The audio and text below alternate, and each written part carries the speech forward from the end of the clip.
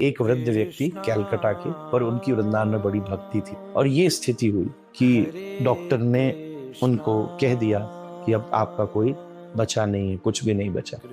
उनके मन में इच्छा हुई कि अब ऐसा ही है तो मैं वृंदावन वास करूं। बड़ी कष्ट होता था, बड़ी तकलीफ होती थी, बड़ी पीड़ा थी, शरीर में बहुत दर्द होता था। जैसे तैसे समर्थवान घर के लोग थे तो चार्टर करके दिल्ली उतरे, बाकायदा व्यवस्थाओं से, क्योंकि उनके पास साधन थे, वृंदावन आए और सहज यहाँ रहने लगे। अब मुश्किल ये कि वृंदावन में तो डॉक्टर की व्यवस्था भी नहीं, और मुश्किल बढ़ने लगी। तब उनको, मेरे सामने की बात है क्योंकि हमारे आसपास ही रहा करते थे और मैं बचपन से उनसे मिला। डॉक्टर ने कहा था 6 महीने बाद ये चली जाएगी, पर उनको एक पता थी कि वृंदावन में सब कुछ जो है वो वहां की रज है। उन्होंने नित्य वृंदावन की रज का सेवन करना शुरू किया। थोड़ी सी रज मुख में लेती थी, अपने शरीर पर लगाती थी।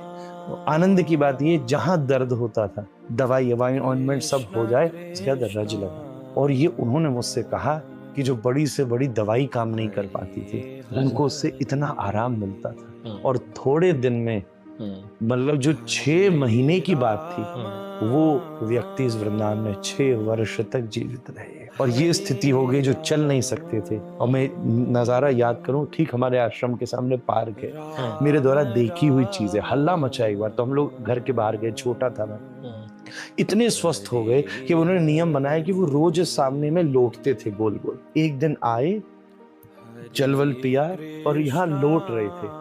थोड़ी देर में जब हल्ला मचा, हम पता चला तो ये पता चला कि उसमें लौटते लौटते उन्होंने शरीर छोड़ दिया। इससे बड़ी क्या बात, ये इसको प्रेम कहो, चमत्कार कहो, कृपा कहो, क्या कहो, ये तो भगवान ही जाने।